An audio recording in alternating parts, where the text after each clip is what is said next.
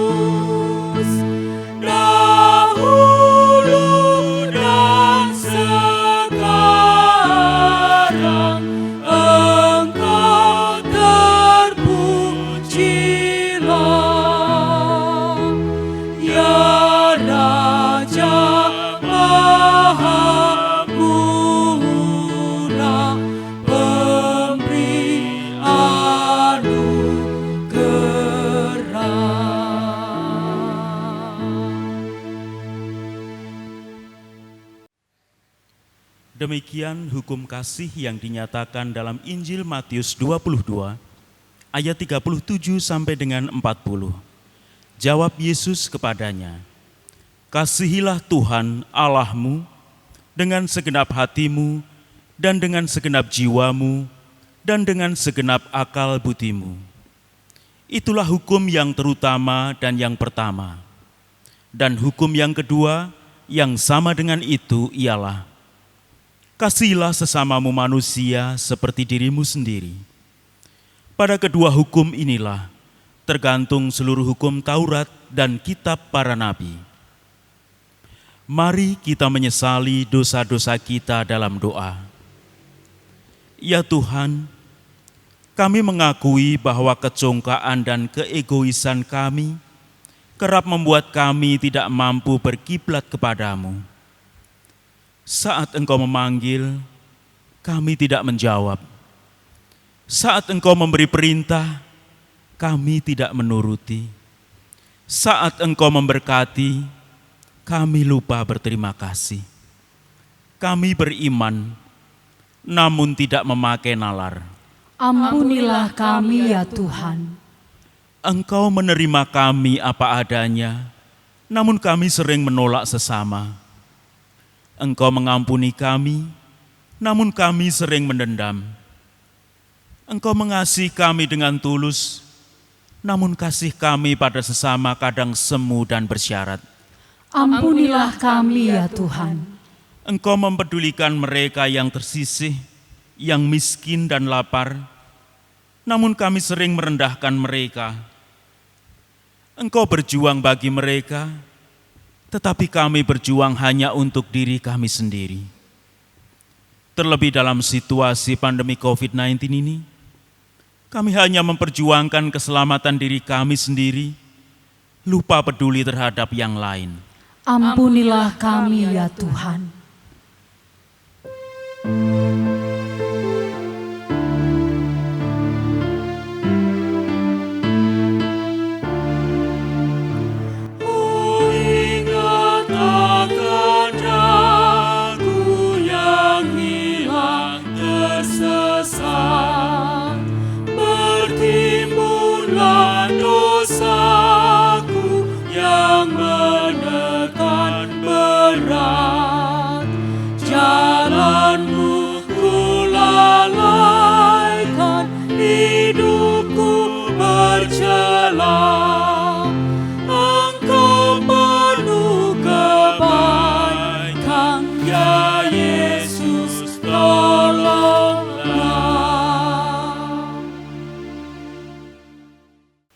Tuhan kita sungguh pengasih. Ia tidak menghukum anaknya yang melakukan dosa dan pelanggaran, tetapi ia menghendaki pertobatan. Firman-Nya dalam Yesaya 42 ayat 3 dan 4 demikian. Buluh yang patah terkulai tidak akan diputuskannya, dan sumbu yang pudar nyalanya tidak akan dipadamkannya. Tetapi dengan setia ia akan menyatakan hukum. Ia sendiri tidak akan menjadi pudar dan tidak akan patah terkulai sampai ia menegakkan hukum di bumi. Segala pulau mengharapkan pengajarannya. Demikianlah berita anugerah dari Tuhan. Syukur kepada Allah.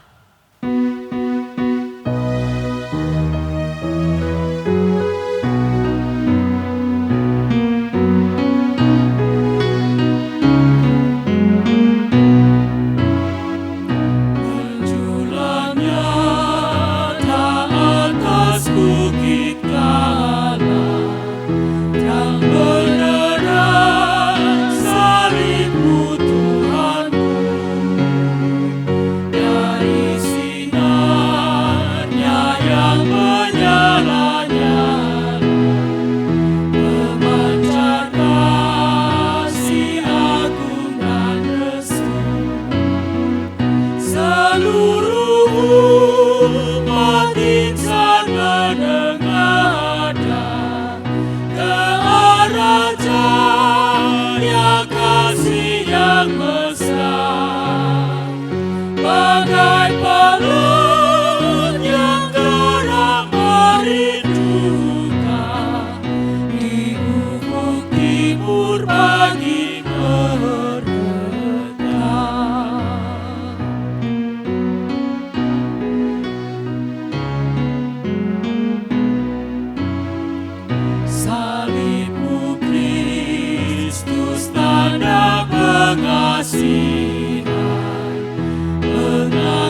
membuat hati yang remuk redam, membuat dosa yang tak terberikan. Di lubuk cinta Tuhan terbenam, di dalam Tuhan kami balik lahir. Insan bernoda kini berseri, teruras darah suci yang mengalir disalib pada bukit Kalvari.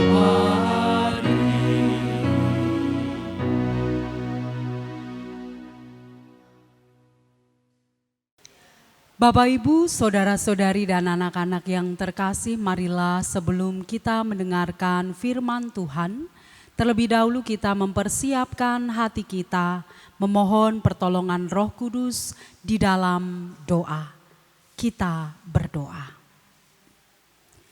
Di dalam firman-Mu kami melihat terang, dan kiranya terang-Mu terpancar dalam kehidupan kami. Ajar kami untuk berdiam diri dan menghayatinya. Dalam Kristus Yesus, Sang Firman yang hidup, kami memohon. Amin. Bacaan pertama diambil dari kitab Yesaya, pasal 50, ayat 4 sampai 9a. Yesaya 50, ayat 4 sampai 9a. Ketaatan hamba Tuhan. Tuhan Allah telah memberikan kepadaku lidah seorang murid, supaya dengan perkataan aku dapat memberi semangat baru kepada orang-orang yang letih lesu. Setiap pagi, ia mempertajam pendengaranku untuk mendengar seperti seorang murid. Tuhan Allah telah membuka telingaku, dan aku tidak memberontak, tidak berpaling ke belakang. Aku memberi punggungku kepada orang-orang yang memukul aku, dan pipiku kepada orang-orang yang mencabut janggutku. Aku tidak menyembunyikan mukaku ketika aku dinodai dan diludahi. Tetapi Tuhan Allah menolong aku. Sebab itu aku tidak mendapat noda. Sebab itu aku meneguhkan hatiku seperti keteguhan gunung batu. Karena aku tahu bahwa aku tidak akan mendapat malu. Dia yang menyatakan aku benar telah dekat. Siapakah yang berani berbantah dengan aku? Marilah kita tampil bersama-sama. Siapakah lawanku berperkara? Biarlah ia mendekat kepadaku. Sesungguhnya Tuhan Allah menolong aku. Demikian sabda Tuhan. Syukur kepada Allah. Kita tanggapi bacaan pertama dengan pembacaan Mazmur 118 ayat 1-2 dilanjutkan ayat 19 sampai 29 secara bersahutan. Mazmur 118 ayat pertama sampai kedua dilanjutkan ayat 19 sampai 29 secara bersahutan. Nyanyian puji-pujian. Bersyukurlah kepada Tuhan sebab Ia baik. Bahwasanya untuk selama-lamanya kasih setianya. Biarlah Israel berkata, bahwasanya untuk selama-lamanya kasih setianya. Ayat 19, bukakanlah aku pintu gerbang kebenaran, aku hendak masuk ke dalamnya, hendak mengucap syukur kepada Tuhan. Inilah pintu gerbang Tuhan, orang-orang benar akan masuk ke dalamnya. Aku bersyukur kepadamu, sebab Engkau telah menjawab aku dan telah menjadi keselamatanku. Batu yang dibuang oleh tukang-tukang bangunan telah menjadi batu penjuru. Hal itu terjadi dari pihak Tuhan, suatu perbuatan ajaib di mata kita. Inilah hari yang dijadikan Tuhan. Marilah kita bersorak-sorak dan bersuka cita karenanya. Ya Tuhan, berilah kiranya keselamatan. Ya Tuhan, berilah kiranya kemujuran. Diberkatilah Dia yang datang dalam nama Tuhan. Kami memberkati kamu dari dalam rumah Tuhan.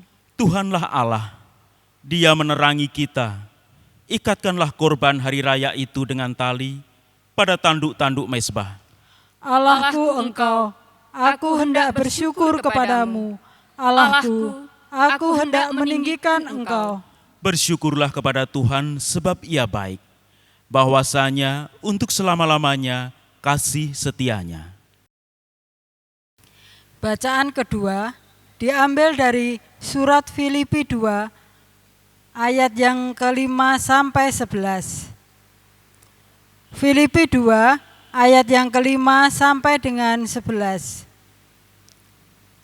Hendaklah kamu dalam hidupmu bersama menaruh pikiran dan perasaan yang terdapat juga dalam Kristus Yesus, yang walaupun dalam rupa Allah tidak menganggap kesetaraan dengan Allah itu sebagai milik yang harus dipertahankan, melainkan telah mengosongkan dirinya sendiri dan mengambil rupa seorang hamba dan menjadi sama dengan manusia.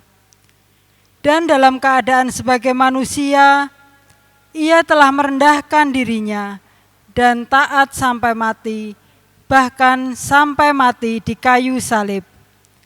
Itulah sebabnya Allah sangat meninggikan Dia dan mengaruniakan kepadanya nama di atas segala nama, supaya dalam nama Yesus bertekuk lutut segala yang ada di langit dan yang ada di atas bumi dan yang ada di bawah bumi, dan segala lidah mengaku Yesus Kristus adalah Tuhan bagi kemuliaan Allah Bapa.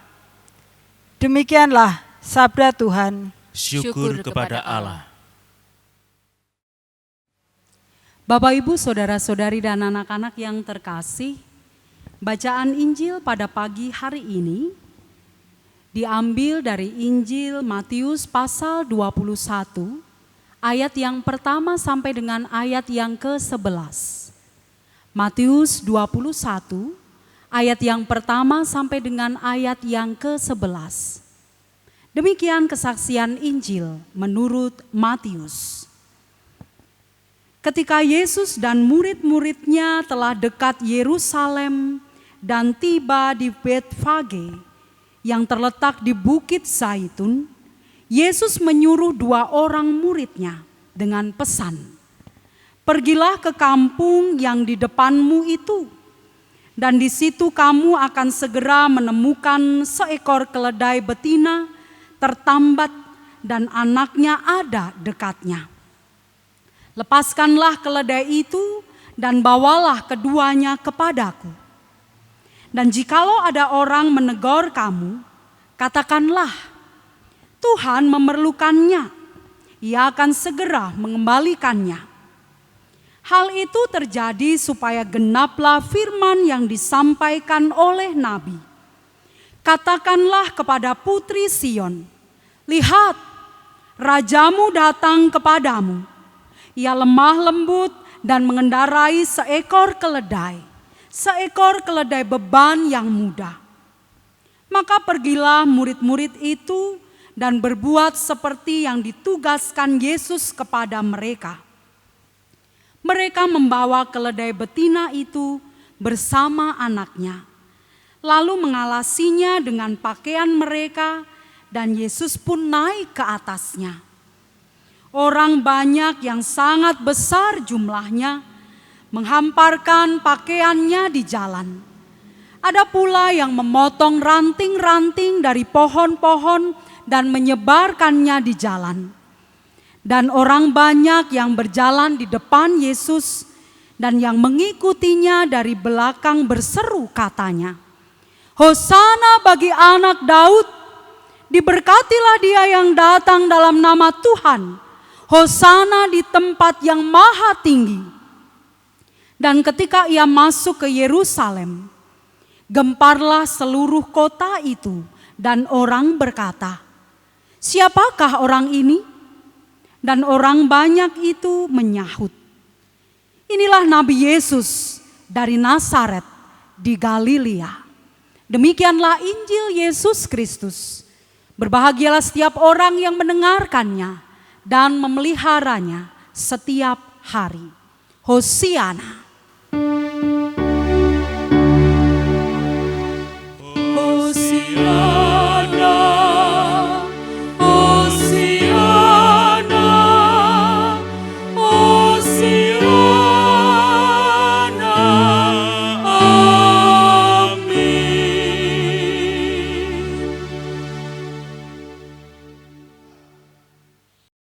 Bapak, Ibu, saudara-saudari, dan anak-anak yang terkasih, tema kita di Minggu Palmarum ini, rendah hati tanda anak Tuhan.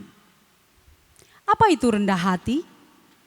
Rendah hati adalah sifat atau karakter yang terwujud dalam sikap atau perilaku, tidak sombong, tidak angkuh. Antara sifat, karakter, dan sikap perilaku harus menyatu. Apa yang diwujud nyatakan seseorang dalam perilakunya harus seiring dan selaras dengan apa yang menjadi isi hatinya. Sikap rendah hati bukan hanya seolah-olah rendah hati, seolah-olah perilakunya mencerminkan kerendah hatian, namun sejatinya hatinya tidak demikian. Sikap rendah hati yang dinyatakan dalam laku hidup itu muncul dari dalam hati dan merupakan dorongan dari dasar hati yang terdalam, bukan suatu kepura-puraan. Kita prihatin dengan kondisi yang ada di sekitar kita. Di era teknologi informasi yang semakin canggih, banyak pilihan media sosial yang mempermudah orang untuk berkomunikasi. Justru ada banyak unggahan atau status orang yang tidak patut kita temui di sana. Media sosial digunakan untuk membuli orang lain. Media sosial digunakan secara terang-terangan untuk membunuh karakter orang lain. Atau media sosial hanya untuk memamerkan aktivitas diri karena seseorang butuh pengakuan. Kecenderungannya saat ini, ada keinginan dari sebagian besar orang untuk menjadi seseorang dan penolakan untuk menjadi bukan siapa-siapa. Ada dorongan yang sangat kuat dalam diri setiap orang untuk menjadi penting, menjadi berarti dan mendapat pengakuan dari lingkungan sekitarnya.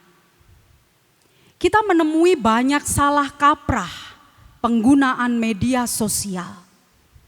Dan dari media sosial, kita justru bisa tahu karakter dan sifat seseorang. Untuk itu, mari kita bijak. Bapak, Ibu, saudara-saudari, dan anak-anak yang terkasih, pandangan iman Kristen tentang kerendahan sudah sangat jelas. Yang menjadi dasar sikap rendah hati dalam pandangan Kristen adalah diri Kristus sendiri. Kita mencatat mulai dari kelahirannya di kandang domba, dalam sikap sehari-hari di masa hidupnya, dan juga pengorbanannya di kayu salib.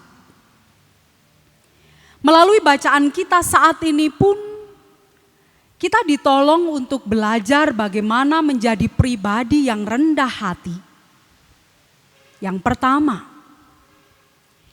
Yesaya mengajak kita untuk belajar rendah hati sama seperti seorang murid. Orang yang rendah hati adalah orang yang mau terus-menerus belajar seperti layaknya seorang murid. Belajar di sini tidak menekankan belajar secara intelektual, tetapi lebih pada belajar melatih sikap dan kecakapannya. Belajar untuk mempraktikkan kebajikan dalam hikmat Tuhan. Kemampuannya menjadi murid ini datang dari Tuhan. Dan Tuhan memberinya lidah seorang murid yang memampukannya untuk memberi semangat kepada orang yang letih lesu. Sikap murid yang seperti ini di satu sisi mendatangkan kebaikan bagi sekelompok orang. Sekalipun sikap seperti ini juga mendatangkan perlawanan bagi sekelompok orang. Bukankah demikian juga yang terjadi dalam kehidupan kita? Sikap rendah hati dan kebajikan kita belum tentu diterima baik oleh orang lain. Malah mungkin ada banyak yang sinis dan membenci kita. Namun, tetaplah rendah hati, tetaplah setia menjalani kebajikan, jangan pernah berhenti. Yang kedua, dalam nyanyian pujian Mazmur, kita bisa menghayati bagian dari penggalan ayat 22 dan 23.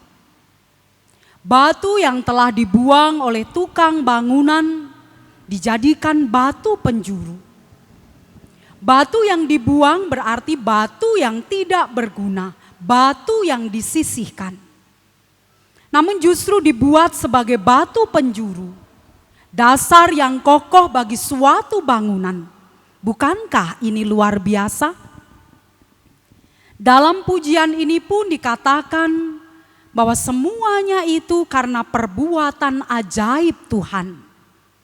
Orang yang rendah hati pasti akan dipakai Tuhan secara luar biasa. Percayalah. Yang ketiga, Rasul Paulus juga menjelaskan bagaimana karya penyelamatan Allah di dalam Tuhan Yesus Kristus dikerjakan.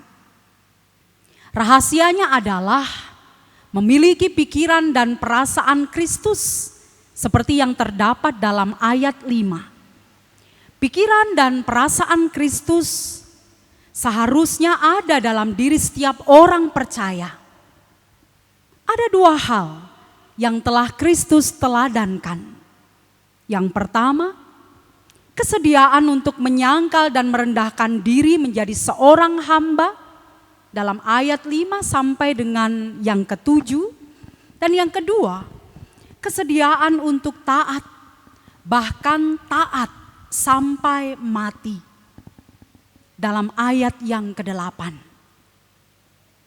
Penyangkalan diri dan ketaatan sampai mati tersebut telah membuat Allah berkenan kepadanya sehingga meninggikan dia dan mengaruniakan nama di atas segala nama. Sama seperti Kristus, apakah kita pun juga sedia untuk memiliki sikap yang demikian? Rendah hati dan melakukan ketaatan. Apapun tantangannya, apapun rintangannya. Biarpun kita dijauhi dan diolok-olok dan tidak diterima oleh orang lain, jangan menyerah, jangan mengeluh.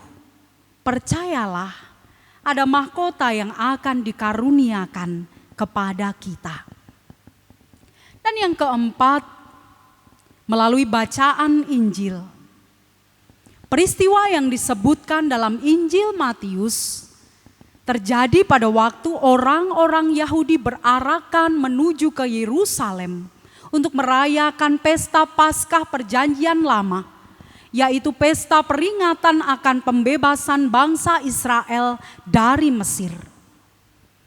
Dalam pesiarahan dari Yeriko ke Yerusalem yang memakan waktu sekurang-kurangnya 7 jam itu, muncullah percakapan-percakapan tentang siapakah Yesus.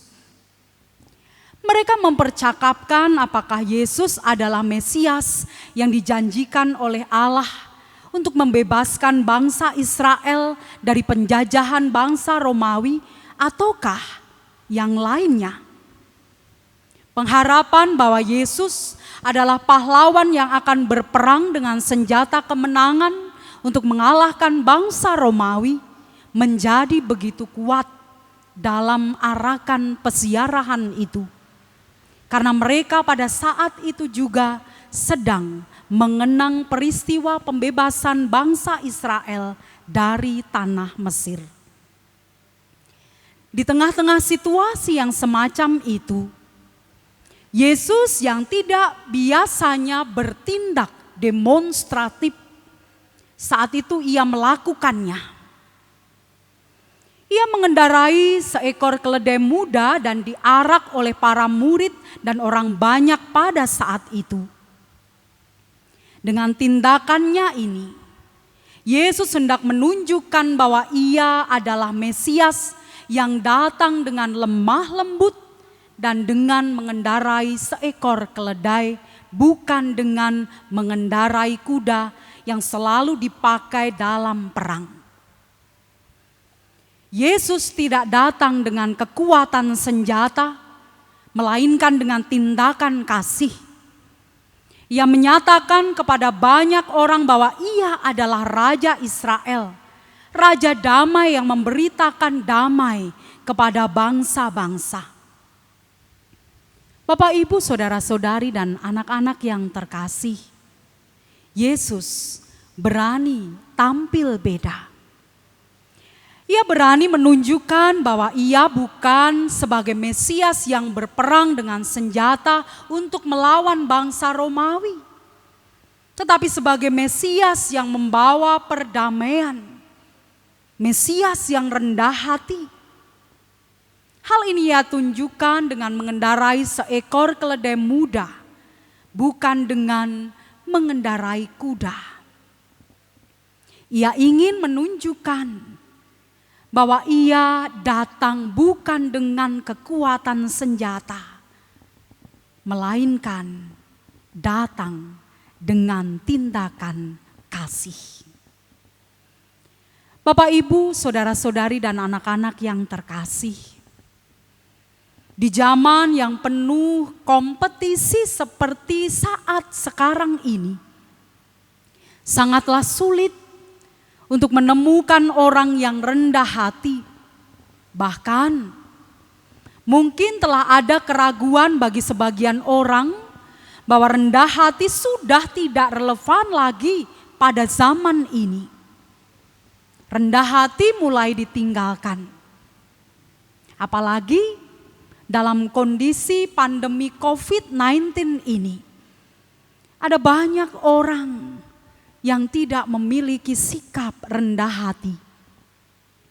Ada pemimpin agama yang gembar-gembor menyatakan tidak usah takut jabat tangan, tidak usah takut merangkul, tidak usah takut mencium pipi, karena punya iman kepada Tuhan. Sungguh sangat disayangkan. Beriman dengan tidak disertai rendah hati. Juga ada orang yang mengatakan tidak usah cuci tangan. Biasanya kan juga begitu, tidak apa-apa. Kalau waktunya mati ya mati. Mati dan hidup di tangan Tuhan. Hidup kok dibatasi. Sikap tersebut banyak kita jumpai.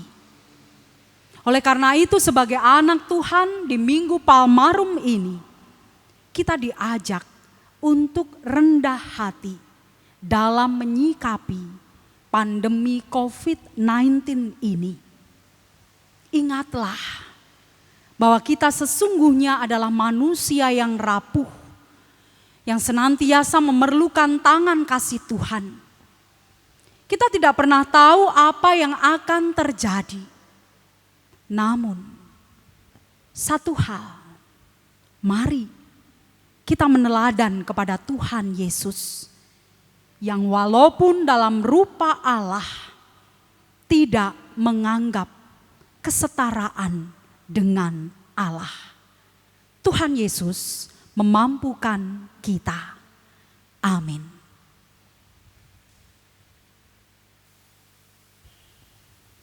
Bapak, Ibu, saudara-saudari, dan anak-anak yang terkasih, marilah kita merenungkan firman Tuhan yang telah kita terima dalam saat hening.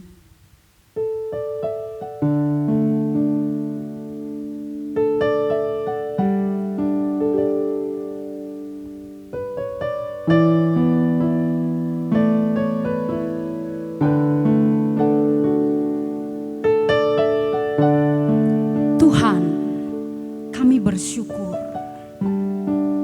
Engkau telah menyapa kami melalui firman-Mu. Kiranya kami Engkau mampukan untuk meneladani-Mu, selalu rendah hati, karena itulah yang Engkau kehendaki. Kiranya kami dapat belajar untuk mendengarkan, untuk mengerti, untuk memahami, untuk menghargai layaknya seorang murid. Terlebih dalam situasi pandemi COVID-19 ini. Saat ini kami menyatukan hati, berdoa untuk tiap-tiap keluarga. Berikanlah berkat-Mu, berikanlah kecukupan, berikanlah jalan untuk dapat mencukupi kebutuhan keluarga dalam situasi saat ini. Kami pun menyerahkan anak-anak kami, dimanapun mereka berada. Engkau pelihara mereka, jadikanlah anak-anak-Mu yang setia kepadamu. Dalam setiap tugas tanggung jawab mereka, kiranya mereka terus memuliakan nama-Mu. Kami pun menyerahkan pekerjaan kami masing-masing. Engkau berkati ya Tuhan. Sekalipun situasi semakin berat, kami yakin berkat-Mu selalu ada buat kami. Kami berdoa untuk seluruh elemen masyarakat, perangkat desa, kecamatan, kabupaten, pemerintah pusat dan daerah, tenaga medis, TNI Polri, lembaga-lembaga kemanusiaan. Karuniakanlah hikmat dan kebijaksanaan untuk dapat mengurai satu persatu penyebaran COVID-19 dan mengatasinya sampai tuntas, agar Indonesia dan dunia kembali menjadi baik adanya. Kami berdoa bagi mereka yang saat ini tengah lemah dan sakit. Tuhan, Engkau menjamah mereka, memberikan kekuatan agar mereka berdamai dengan keadaannya. Belas kasihan-Mu atas mereka. Kami berdoa untuk gereja-Mu dalam mengupayakan pembangunan iman bagi jemaat secara virtual. Tuhan memberikan kekuatan bagi tim dan setiap orang yang terlibat mengerjakannya. Berikanlah kekuatan dan kesehatan selalu. Demikian juga seluruh jemaat-Mu, semakin hari, semakin Tuhan tambahkan cinta kasih dan kesetiaan kepadamu. Inilah Tuhan permohonan kami. Ampunilah kerapuhan manusiawi kami. Dalam Kristus, Juru Selamat kami memohon dan berseru kepadamu. Amin.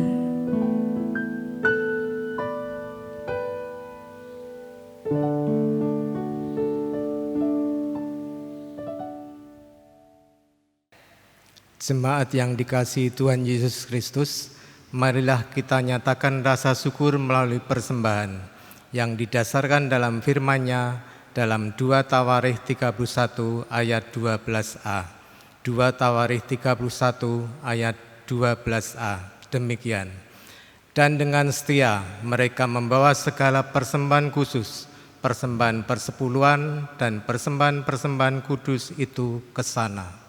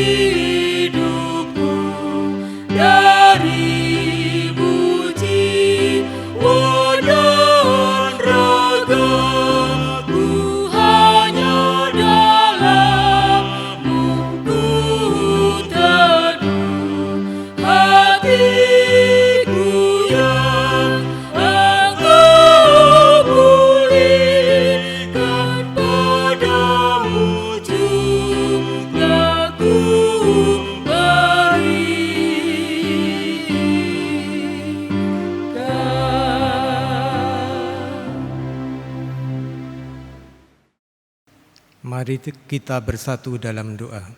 Kami datang kepadamu Tuhan, kami bersyukur atas berkat-berkat-Mu yang Engkau nyatakan dalam apapun juga.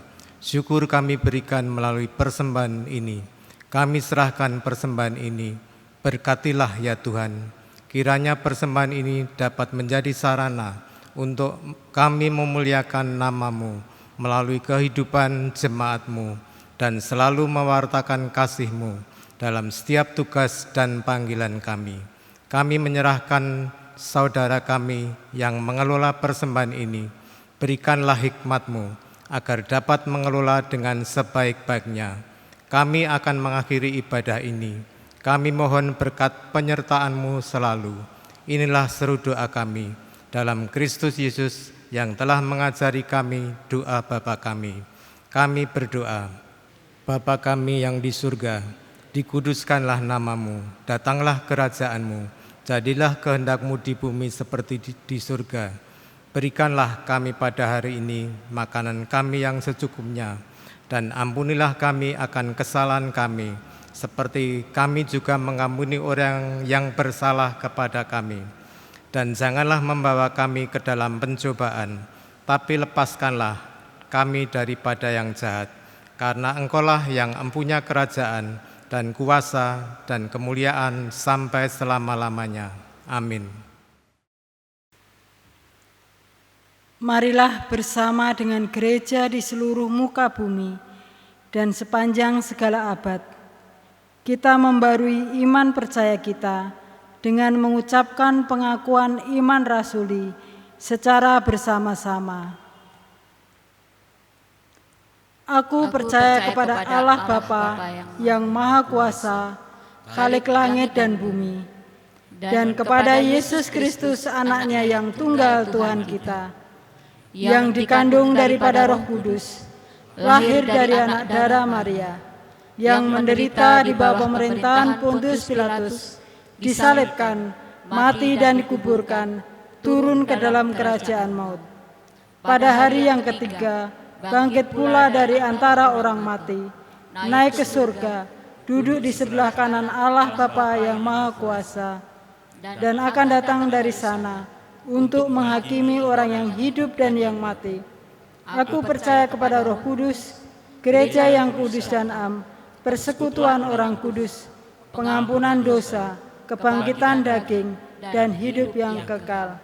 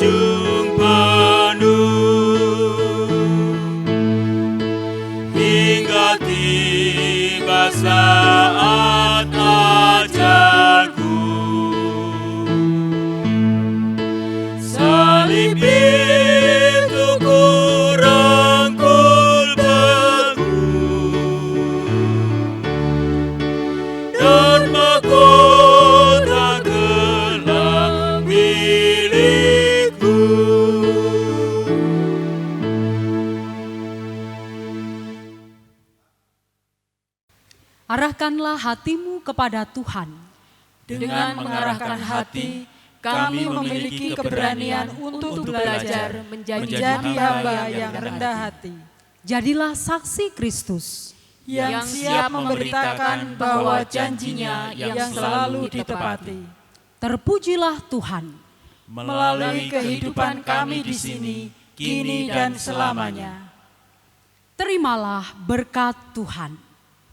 Tuhan memberkati engkau dan melindungi engkau. Tuhan menyinari engkau dengan wajah-Nya dan memberi engkau kasih karunia. Tuhan menghadapkan wajah-Nya kepadamu dan memberi engkau damai sejahtera.